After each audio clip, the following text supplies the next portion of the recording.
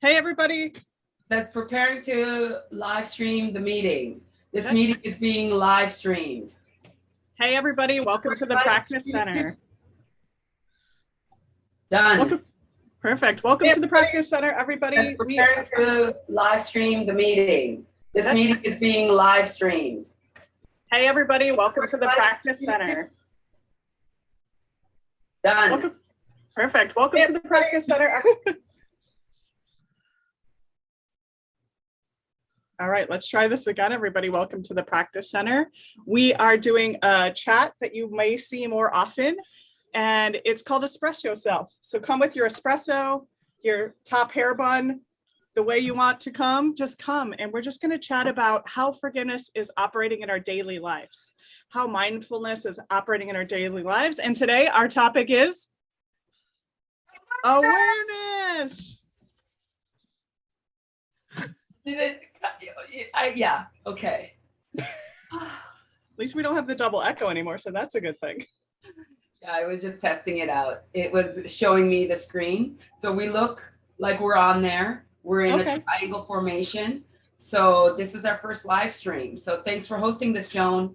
Awesome. Thank you for having us. And the three of us were together this weekend, and we were just sitting around drinking coffee and chatting and really having these moments around where is the forgiveness showing up? And one of the things we brought up is how awareness is a good thing, right? It's great to be more aware. And sometimes it really frickin' sucks. It really sucks. Because I was telling Aaron on the plane, I was like, I kind of liked living in my world of oblivious. I was just going about my business every day, functioning, didn't know that I was in my shit. And now, because we have the forgiveness, mindful forgiveness, and I'm more mindful and present in the moment, I actually am more aware of what's triggering me, why it's triggering me. And sometimes that feels crappy. Like I don't want to know all my shit, just kind of carrying it around with me. I know it's a good thing for me, but there's days where it doesn't feel so good. So that's kind of what we're going to talk about today. What does awareness mean, and what's the good and pros and cons, goods and bads? And so before we get there, can we talk a little bit about who you are and who Aaron is? Sure. Yeah, so let's Aaron, go ahead. Go ahead. What am I supposed to say? My name is Aaron. I'm from Oahu. And I don't know. How long have we been doing this mindful forgiveness stuff? Speaking about awareness. Has to be at least a few years now. Of that, I'm completely unaware. About that long. It's been about that long. Yeah. I'm Joan Young, also on Oahu. Forgiveness facilitator currently. Do some couple mindful forgiveness classes coming up. And I've been practicing mindful forgiveness literally, I think, right before COVID. So I don't know how long COVID's been now. It feels like forever. So about that long. Yep. Yep. And hey, I'm JoYi Reese, and I'm the person who is trying to head up this practice center. Been practicing mindfulness and forgiveness work for many years now. And actually, the first moment of awareness versus non-awareness that I've ever had was literally when I got off the boat. I'm entering my adoption anniversary, when they used to celebrate those days that are horrible. So I'm entering that soon. It's next week, actually. And I was adopted into this Lutheran family's house. And he was the brand new pastor of this church in this tiny ass town in Minnesota. And here I am, I only speak Korean, right? And maybe some English words. So all I had was observation, right? All I could see, because you get hyper observant, because how else do you protect yourself, right? You don't know what people are saying. So you have to listen for facial expression and body language and tones and all of that. So the first Sunday, he's up at the pulpit. We all have to be the showcase family, and the Savior adopted a brown kid, I'm sure that's not what they were saying, but that's how it felt, like I was in a cage because I was the only brown kid, right? So it wasn't like I was one of many. I was the kid that everybody looked at.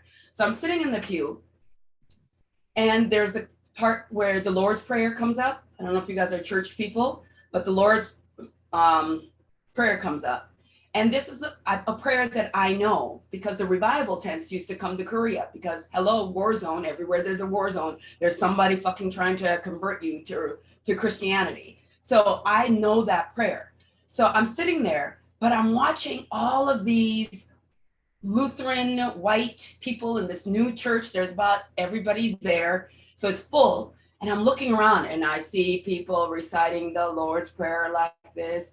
And it's like, to me, I'm like, this prayer has meaning. I don't know if that's what I was thinking because I'm 9. Right. But here they are all reciting. And I'm looking around going, and the first thought I had was, they're all liars. That was my thought. Like, I'm sure it was in Korean, but that was my thought, is they are unaware that they're full of shit. And here I am, this judgy little 9-year-old looking around going, mm-mm, mm-mm. So that's like the first moment of like being like in there, but out of there, kind of observing. And then along my journey, I remember thinking, God, wouldn't it be so much easier if I just believed that crap, said a prayer, showed up on Sundays, and then left to just go about my stuff. So that's kind of how my first entry into thinking about awareness, even though I wouldn't have said it in those words. How about you? Where does awareness and the thought of who is and isn't aware, where does that come from you? I'm trying to think of, I think as a kid, I was way more aware because I lived in the moment as a kid. And I think that's part of being awareness, is noticing, aware that maybe I didn't fit the normal stereotype of certain size for female, certain, right? And so at that point, I made this choice of, okay, well, I clearly don't fit in that box. So I'm just going to create my own box over here. And the awareness of, I can operate in this box and I can function in this box. So I think being more aware, like noticing when people were triggered, noticing more holistic and spiritual stuff, like seeing things that maybe people were like, no, you're not seeing thing, or having more, not epiphanies, what's the word? Moments where I felt like I'd been there before. You know, you just had more of those moments where I was like, oh, I feel like I've walked down the street before. And the word has slipped me. Aaron, you got that word for me?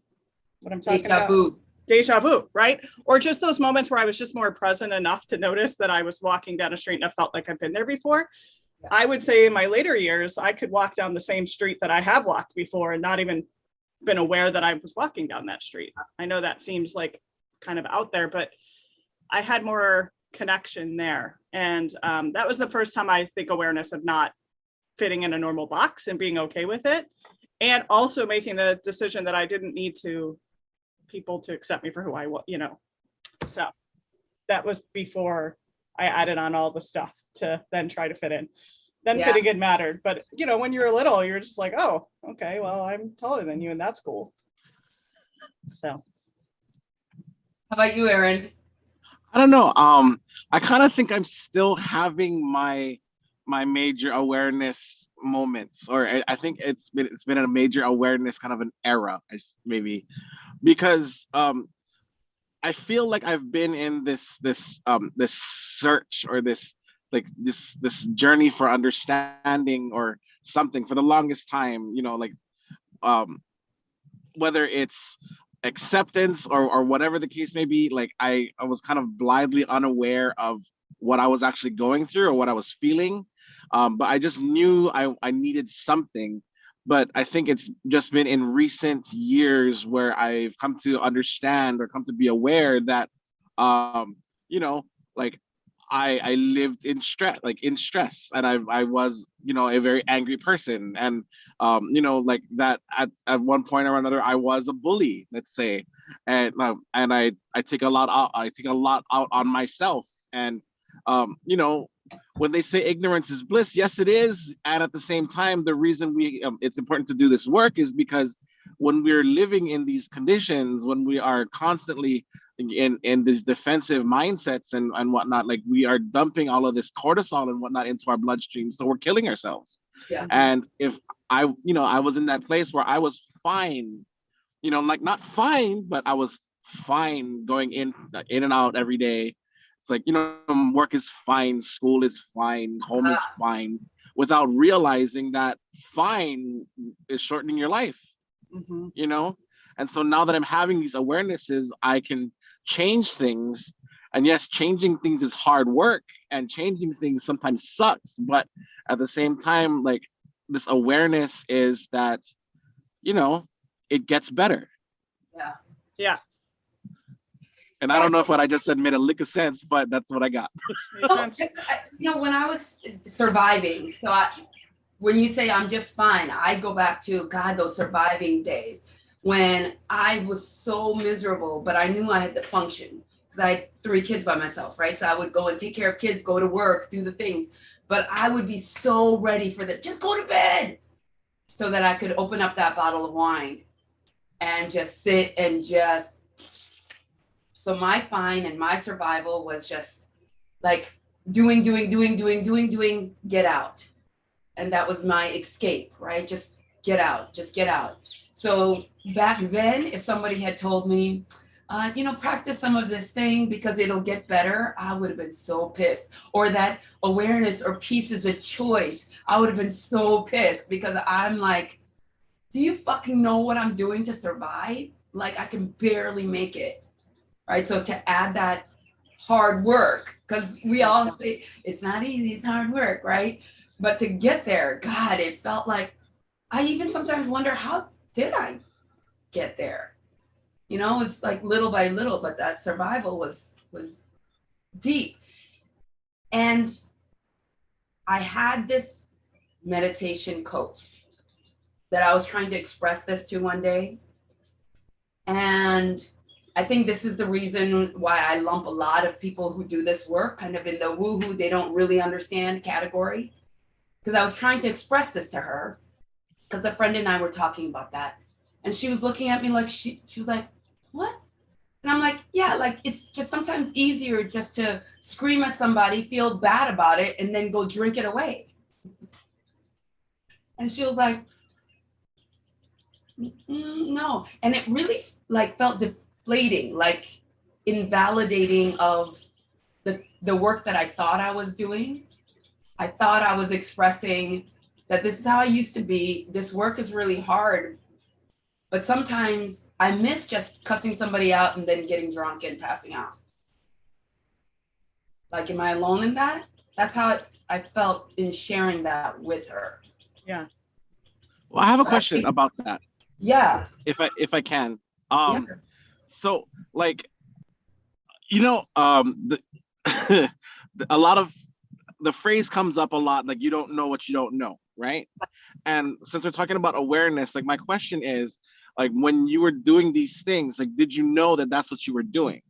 Because for me, I know that when I overdo it, like with food, or when I have, like, when I lash out at someone, let's say, or when I do all of these things that are meant as protective things, or like just whatever these reactions are, I'm not aware that that's what I was doing or why I was doing it. Like, if you had asked me like before, I would have said, oh, I'm a pretty happy person, life is good, without understanding that it's not what I'm thinking it is. That's exactly and so right. Absolutely. I think that's exactly right. And I think the only reason I can talk about that is because there was a moment where I decided to do the work, and then there was a moment where that work was taking hold. That's when I retrospectively recognized what I was doing, and then missed that. God, there was a time when I would have just cussed you out and maybe in my mind punched you in your face, but then I would have gone and drank because retroactively I could see all the bottles in my house, or all the times that I went to that aisle in that liquor store, because Minnesota, we had very strict Puritan laws around liquor, so you had to get there not on a Sunday but before 7. So I would time because you couldn't just go to a grocery store and buy alcohol, right? So my rhythm, for even if I didn't think of myself as a problem drinker or anything like that, there was a rhythm, right? On Thursday nights, I go to the store and I go buy this and I buy this many things, and then I go, right? And then at the end of the weekend, it's gone. I don't think I actively participated in being aware of that at the moment, but retroactively, when I'm no longer doing that, I'm like, oh shit. Yeah. And that's the awareness thing that we're talking about, right? It's and exactly what you said, Aaron, too, is that's part of my comment about like sometimes not wanting to be aware is like, I worked really hard. I worked a lot of hours. I had a complete schedule of waking up till going to bed, and I went through it every day. Woke up, did it again, woke up, did it again. And when I was feeding myself with food to fill those holes, mine was food, I didn't know. Yeah. And so in the moment, that was good. And I've had my times where liquor was the fixer or the filler. And it was that I had no idea that that's what I was doing. And like you said, retrospectively, now I can look back and go, oh crap. And now I don't have the excuse of not knowing. So that's part of the problem. And it's the awareness of going, okay, and today I'm still choosing it.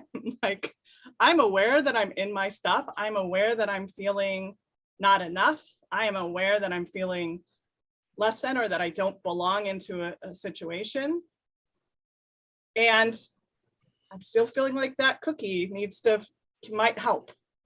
Right? Yeah. So I think that's the thing. But now, because I'm aware of it, that self-talk can change sometimes, because now it's not, oh, you didn't know better. Now it's, you know better, and yet you're still making those choices. Yeah. So for me, and I think I'm in awareness quicker, like feeling like, oh, am I even in this moment? And I'm going to be really authentic with the two of you. I don't feel enough to be here having this conversation with you guys. I feel like, do I have something that's worth talking about? Am I sharing what I should be sharing on this call? Right. And then part of the positive of awareness is I can go, oh, that's just the old you talking. You're good. You wouldn't be here if you weren't supposed to be here.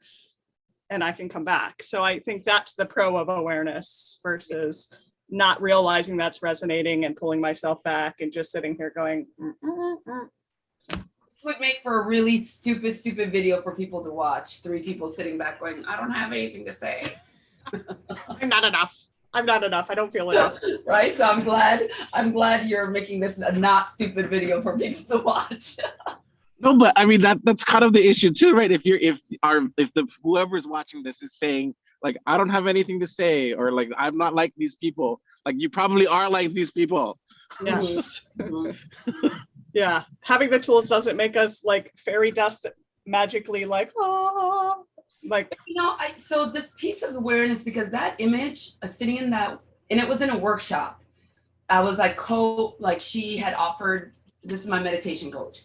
She had offered me to come and sit in this workshop and do my little spiel, because the way that I present, there are certain people who like it. They're like, oh, come in and do this piece for me. And I'm like, oh, I'm on stage. Of course I'll do it, right? That's the person I am. But I wanted to really talk about that. So I just want to rewind a little bit in how I even came to articulate it. So back in the day, I've been divorced about 6 years. So what do you do when you're newly single? You get on Tinder, and that's what I did.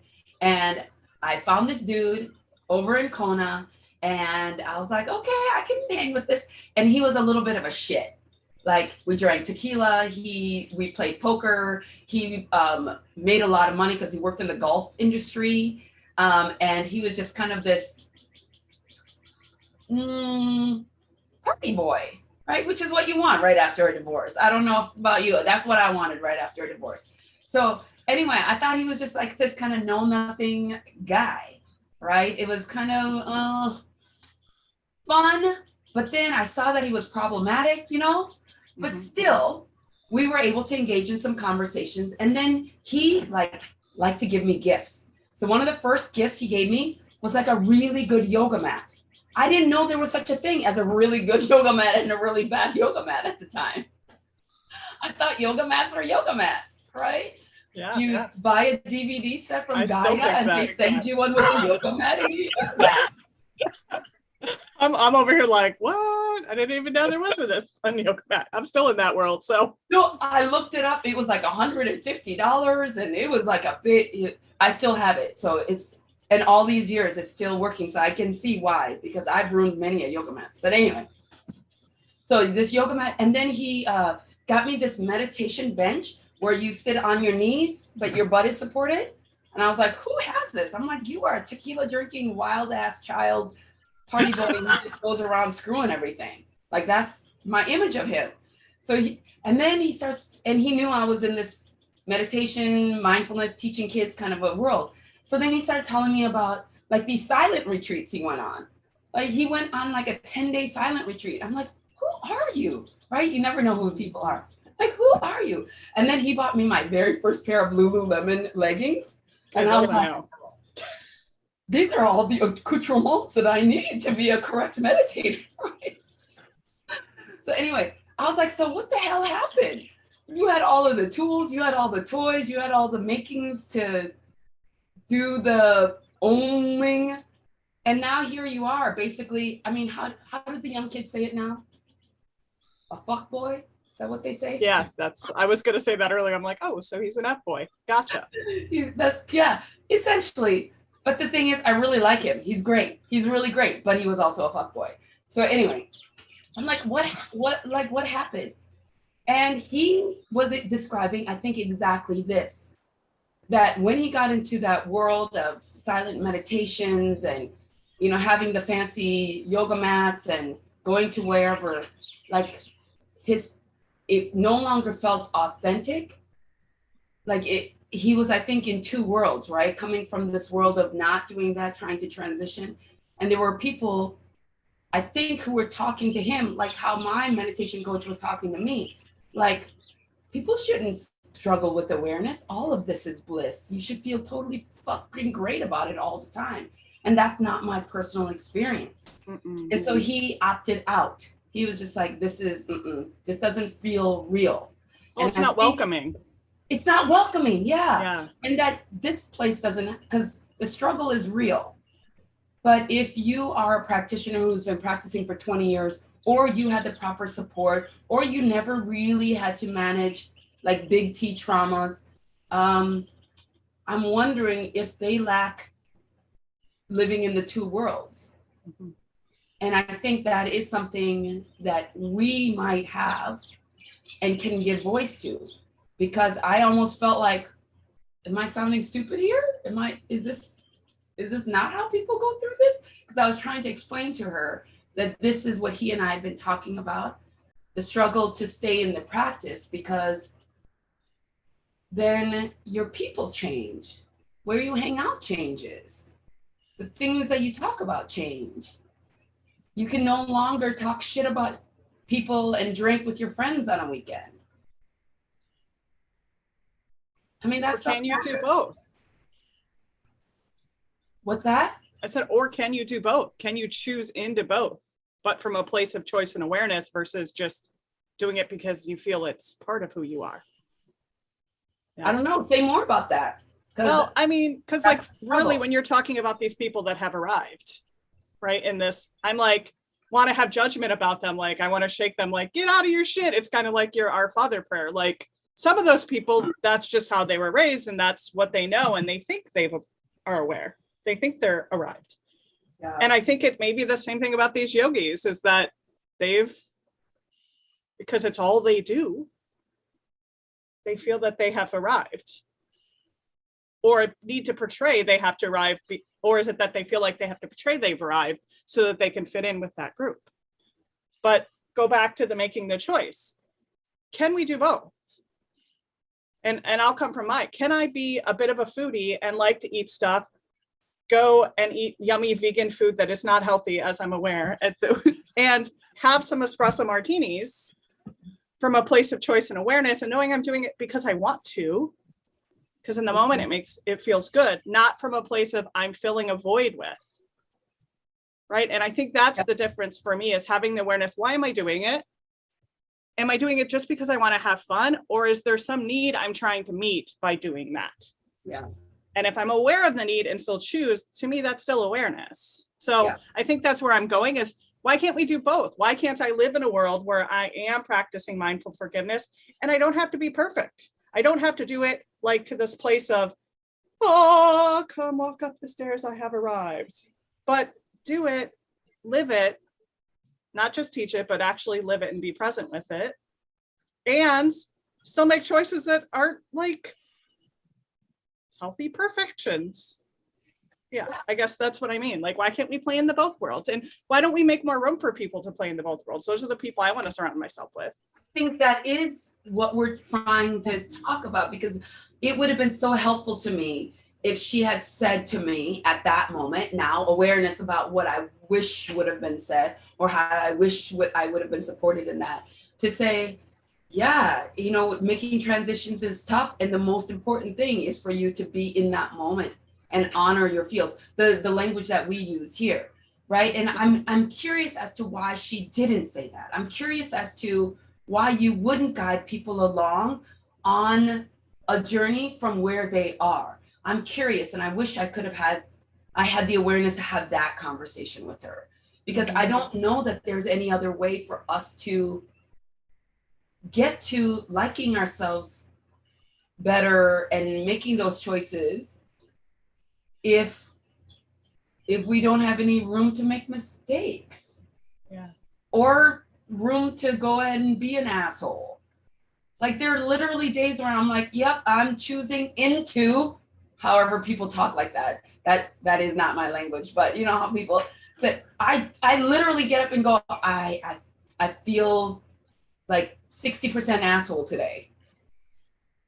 And I say things that I wish that I didn't say, even though I'm like, oh my God, it's coming out of my mouth. Oh, and it's out already. And so it's like that awareness does make me feel better. And then I think I'm more authentic in apologies, I think, and showing up and saying, look, you really pissed me off. And so I wanted to say what I said. Maybe in 10 years, I'll have different language, but right now, this is all I got. To me feels like growth. Yeah? No? Yeah. Absolutely. And the awareness on the delivery, because before I wouldn't have been like, yes, I totally meant that. Maybe my delivery could have been a bit little cleaner, but in the moment, I still feel that. And I'm okay with being angry. Holy shit, is like just to be okay with being angry. So the anger part, I think this is where I got stuck and wanted to swallow anger a little bit, because I have like a visceral memory roadmap of what JoYi does when JoYi's angry. And there's a couple of things. I explode or I run away. And so I think sometimes the not wanting to really give voice to that anger is because I don't trust myself yet, because I think I'm gonna either do one of those things. Whereas I have enough evidence now that I don't always do those things, but I've done those two things more often than this new thing, which is to say, oh man, Aaron, I'm really angry right now. And I feel like wanting to punch you in your throat. I'm not going to, but I just wanted to express that to you. Is a new thing versus old JoYi would have exploded. And sometimes I catch glimpses of my face and I'm thinking, how would anybody look at that violent, angry face and have any love for her? You know? And I think I'm afraid that I'm gonna go there, which is how I know that I still have a lot of work to do. It's the trust in myself to go, you're not gonna do it the way you normally did it before. You have different skills and you can practice that. But that kind of being on top of it feels exhausting at times. Yeah. So that anger, like what was your go-to? Aaron, I want to hear, because you said I was a pretty angry person, but I would have said I was fine. Right? Well, before I answer that question, there was a thought that crossed my mind as I was listening to you speak, and it was what came across was this. I'm thinking that with this new awareness, or with as the, I'm going to call it a quotient of awareness, as it increases, as we do the work, I think what happens is as that quotient grows, we have, because of the expansion and whatnot, like I think then we have more of a choice for grace, to either whether to give it to ourselves or give it to others, because when you're unaware, you don't have that. When you're unaware, you just lash out. When you're unaware, you just make like impromptu decisions. But when you have that understanding and that awareness, you can say, okay, This is what I'm going through. This is what I'm choosing. But again, it gives you it enables you to choose into grace. Does that make sense? Absolutely. And I said I would answer your question, so can you ask it again? Because I don't remember what the question was. No, I'm just wondering if you two have that trust issues around your behavior, around your go-to emotions. You know, and mine was anger, and it sounds like Joan was anger. And so I don't know that I would phrase it exactly that way. Because how it comes off to me is, I know there's an emotion there, but I can't name it, or I don't know what it is. Like there's an energy there, some like that before, like I would have just said, I don't feel good, you know? But when I look back on it and what I was thinking or what I did, and it's at that point I can say, okay, that was probably anger, or that was probably angst, or maybe that was the anxiety, fear, or whatever. Because I guess I was closed off for so long that I didn't name my emotions, I guess. Yeah,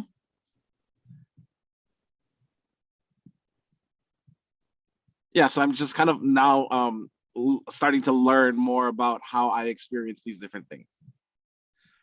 But as I look back, I can kind of attribute, this looks like this, or this is what that looks like on my understanding now. you know what behaviors went along with I don't feel good? Sometimes it was binging on whatever there was. Other times it was breaking shit.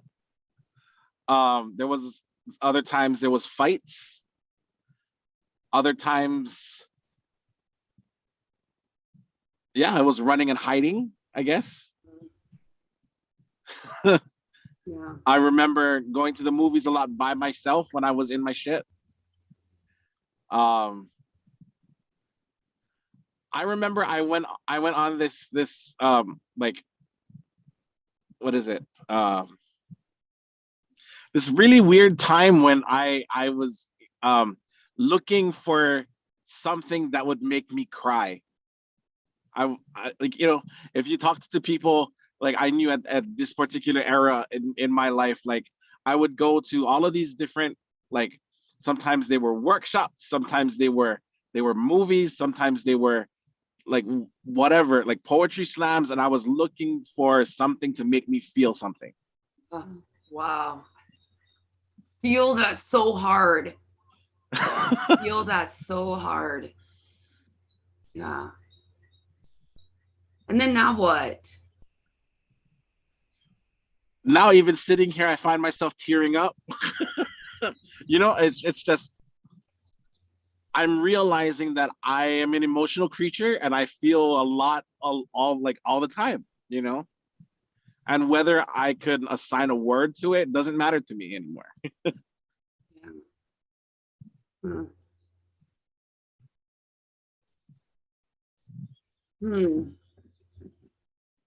You're tearing up now. It makes me think about all the times that I was accused of not expressing my emotions. And when I say that in groups and workshops, I think it's surprising to people because I express my emotions all the time. I cry a lot during workshops and things, but I think it's because I had no trust for these groups that I was in. So they were like family therapy when my adoptive parents decided that I was the problem, right? And I was just like so encased and so like, that was my complete withdrawal, right? I wasn't even in my body, but this show was gonna be hard. And I don't easily like trust people and open up. Like, why would I share with you a deeper emotion than fuck off? Right? I don't know you. I think those were it's not that I didn't have emotions. It's that there was no one safe to express it to. right? And then I would be left raw and open, and then for what? So I think when we talk about creating, I hate the term safe spaces. You guys know that. Hate that term. There is no safe space. But people with whom you can create that sense of safety with, right? That will let you be who you are without trying to get you to be something else, like that. I think in creating that kind of community is where I started to be like, oh, I can cry, and then I can get back into laughing, and then I can cuss, and I can, like, nobody's gonna, right? I think we are emotional creatures, but boy, it's hard to find safe spaces because they don't exist.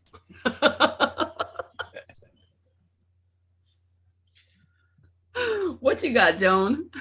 Yeah, I mean, I can relate. I think at a young age, when I would get so angry, I would lose control and black out. So I would just get that fully whelmed by the emotions that I was always afraid what's going to happen if I black out. Like I can remember like beating up my sister, or I didn't fight a lot because I knew I had that. But I was always afraid. What if I black out? What if I lose control of this beast inside me? And so the problem with that is that I would never deal with it in the moment, and it would just build, and then it would come out anyway because I would lash out on somebody, or I would scream at somebody, or I never kept things in my hand when I was in an argument, because if it was in my hand, it was coming. It never came at you. I always missed you on purpose. But like I would put stuff down because out of complete just non-control, it would just throw shit, or would, and even at myself. I can remember as a young kid, and I don't think I've ever shared this with somebody, grabbing a shoe and hitting myself until I could feel enough. So like the cutting I've never done, but I can totally relate to what that's about, because trying to find a space to like come back to self and get back to this, put the beast back in the box enough to be able to kind of go, okay, what's, and so I've had many of moments of that as a young child. And so that's my fear of my anger. And then I always beat myself up for that. So anytime I would react, even if it was a good react, not good. Well, I don't say, so a good reaction. It was a reaction that met the circumstance. I would still beat myself up about like, you're so evil. This is why you're everybody's villain. This is why people don't like you. This is why you're intimidating. This is why. And so this relationship with this inner beast, and that's how I viewed it, was really hard for me, and still is. Like feeling like I'm the villain, anytime that's triggering, that's very triggering to me, because it's that nobody wants me. I don't belong. And here's why, because I'm such this evil person inside. If people knew the real me, and so that was my thing with anger. So I would lash out. I would shut down and cut off everybody. Like, whoop, can't control this. Stay away. I'm going to push you away for your protection. And I would shut down and wall up. So I never let people in. You could only get this close. And then it was like, that's uncomfortable. I really can relate with you talking about, why the hell would I share stuff with you so you could hurt me later? Duh, that's stupid. I'm not giving you ammo to beat me up and hurt me. I've been hurt by a lot of people in my life, and these were people that I thought loved me. So I'm good. I'm good. I'm not, and so none of that has changed, right? We're still those people. Yeah. And yet we're talking about this stuff and encouraging each other to connect and let go. Like, for what? Why? So, before we end, we don't want to leave people open and talking about the shits of it all, right? Yeah. I think I have a better understanding of what triggers me into anger.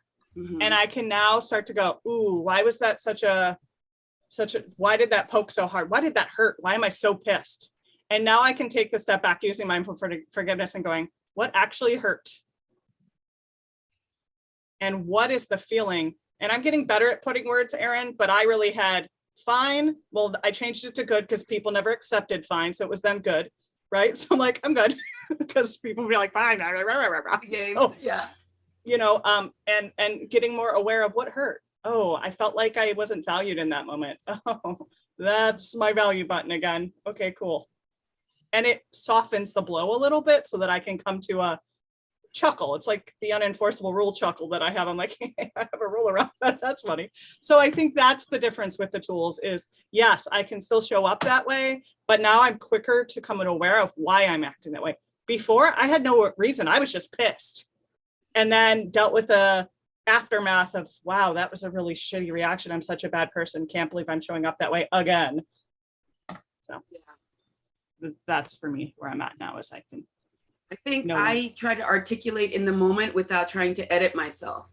Then one of the issues I had because of all of the things is that I don't have a right to speak. I don't have a right to my own feelings. Everybody's going to tell me how I should view the situation. And it was usually always contrary to how I actually felt about it. So most people didn't know me and I didn't have the right to speak. So that was kind of my big overall umbrella of how I show up. So now it's, I'm going to say what I'm going to say. And there was a time, I think, where I said it much more harsh. And then I was guided to be kind. And that really hurt me because I thought I was just being kind because I was being clear. But no, there's a nuancer there. So now I say, okay, so somebody is hurting my feelings. That's the hardest thing for me to say. So I practice saying that, like I can feel myself like really getting ready, going, okay, I have an ex that we're trying to negotiate a friendship, because we like each other. We like being around each other, but we're not good dating. This is not the same dude as before. But he's like in his, he's like an infant in terms of, I think, wanting to do some of this work.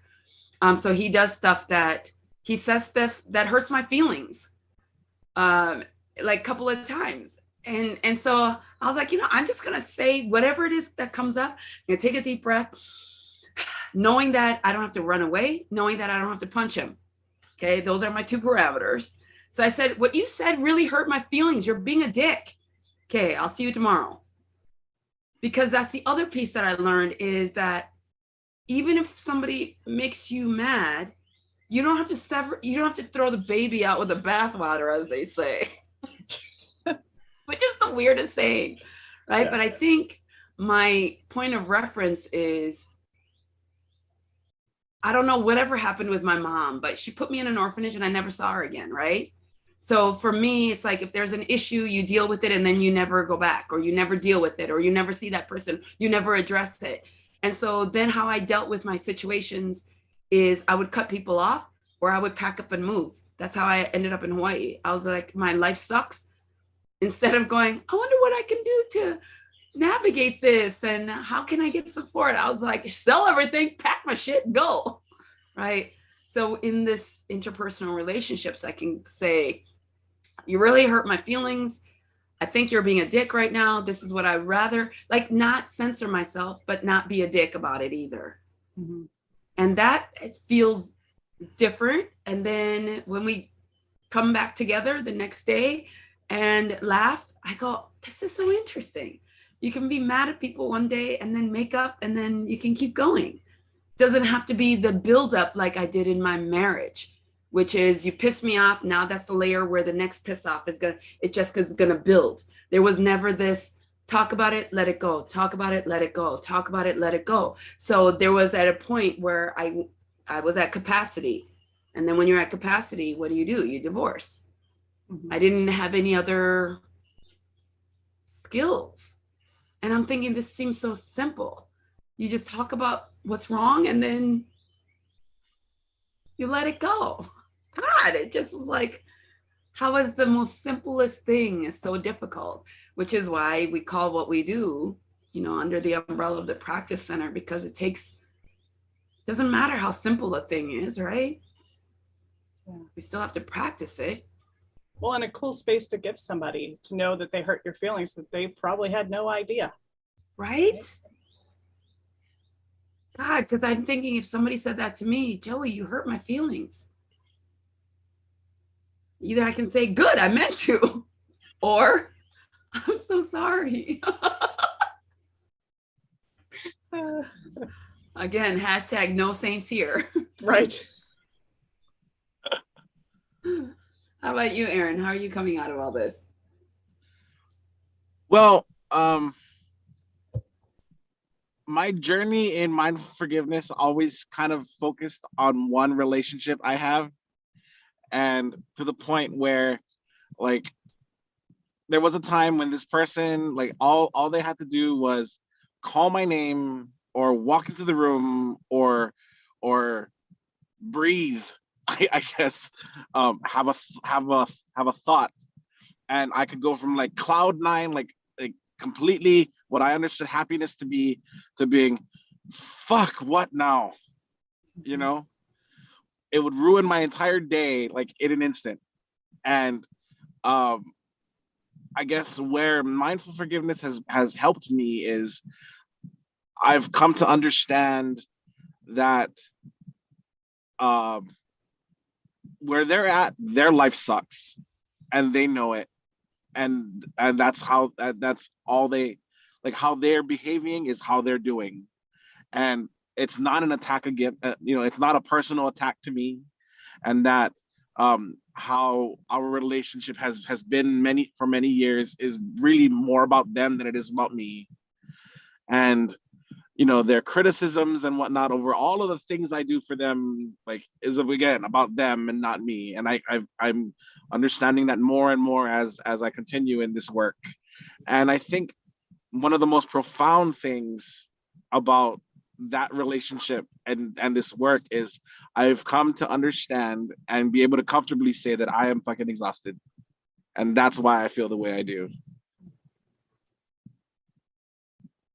And that gives me the space to say, okay, I don't have to like go out of my way to do these things and be the good person, or I don't have to like answer every whim that this person has, or I don't have to with big capital letters. I don't have to. Espress'yo Self, man. Yes. And that's where I'm at. Oh, lovely. I think, we're coming up on an hour. So I think what I want to end with is that all three of us here, we're in different parts of our journey. And all three of us have approached it in our own unique way. And all three of us, I think, use the tools a little bit differently because we wanted to do different things in our lives. And I think the biggest message that I have around the work that we're doing here is that there is no right or perfect way. And if you were born into this work and you have saints and meditators and gurus in your life from day one, then what I'm saying might not make sense. But most of who we work with, most of who we attract are people who are in their shit and don't know how to get out. And if that's the person, then that transition period, it's like if you fell into a well, there's going to be some hard ass work in order to get out of that well. So the way that you feel while you're pulling up and getting out of the well is going to be different than when you're out, right? And that space of climbing and pulling yourself out, you're probably going to need support and tools in a way that's different than when you're out, right? And you're probably going to need support or people helping to pull you out while you're getting out. And that well is different depths for different people. Sometimes it feels deeper depending on the story that I'm looking at. I think the well that is my mother, my birth mother, that is freaking deep. I don't know if I'll ever fully climb out. So do I not do this work? I think my relationship to men, that well feels even deeper because, no father. And that well feels deep. So every time I'm dealing with that work, it's like, oh, screw it. I just want to go back to oblivion, right? And I can feel like I just want to drop and go back to the safety of the bottom of the well where there's a floor that's supporting me. I don't know if that analogy makes sense. I need analogies, but I think all of us, we're at different spots. And what I want to communicate here is, how do I end it? Be gentle with yourself, be kind. You know, you are where you are. When it's hard, I think knowing that, hey, I'm going to call on Joan, I'm going to call on Aaron. I have a few other folks that we've created in the circle that I'm like, I am just really having a hard time here. That has been everything. And so if I were in my coach's shoes and somebody came to me, as people do come to me, because I've decided that I know some stuff to teach, you know, and they go, I'm judging myself. I'm like, yeah, that makes sense. Even if we've been in the work for a while. Yeah, that makes sense. That makes sense. And it's okay. Can we practice together, or do you need some time, like, to figure out what you really need in that moment? I think is the key. And I wish I had had that. But I ended up creating the thing that I wish I had had with her. Right. Yeah. So that's kind of where my work has led me to presently. So those are my closing words. But you guys. What she said, no. That was beautiful. Yeah, exactly. I mean, I couldn't have said it better. And I'm thankful for that lady who treated you that way, because now you have that open door where when people come to you with their stuff, it's not a place of, oh, I don't get you. It's a place of, that's real for you. So I can have gratitude for her for that. Yeah, I totally do. I do. Mm-hmm. Yeah. But yeah, totally about, we all hit this from a different place and we're not all perfect, and surround yourself in people that when you're in your stuff, you can have that trust with. And I can, and I think the words of, I just want to vent. I don't want to be fixed. Be really clear with what you need from your peer group, because that is super important. Yeah. I used to drive me crazy when I wanted to vent and people would try to coach me. And I'd be like, can you not fucking coach me right now? I'm in my shit. I'm really aware, because we've talked about awareness. I am aware of what it is that I need to do differently. And in this moment, I need you to just hear it. So I think one thing to take away is just being really clear with what it is you need once you understand what you need. Right. Yeah. Aaron, if there's somebody watching us, is there something that you'd like to say or invite them to do or practice or? Well, the thought that crossed my mind was, you know how they always say, the first step to solving a problem is to acknowledge that you have one. So this was about awareness, right? Mm-hmm. And with this newfound awareness, there's no day like today to start heading in the right direction. Join a group, reach out, the practice center, mindful forgiveness. Yeah. Start today. So Joan, when are we gonna express ourselves again? In 2 weeks. 2 weeks. Yes. So if you happen to be watching this, find us. Do you know when 2 weeks is, so we can actually say? Yeah. Let me pull it up. Hold on. That's going to be holding. Please wait. The 30th, same time, which is 9 a.m. right here, St. Pat channel, 2 and 2, whatever. Sorry. I just put my age out there. Anyway. Thanks, Joan. Thanks, Aaron. And if you have any topics that you'd like us to play around with this, we're open. Put a comment in and we'd love to touch it. So thanks, guys. Okay. Live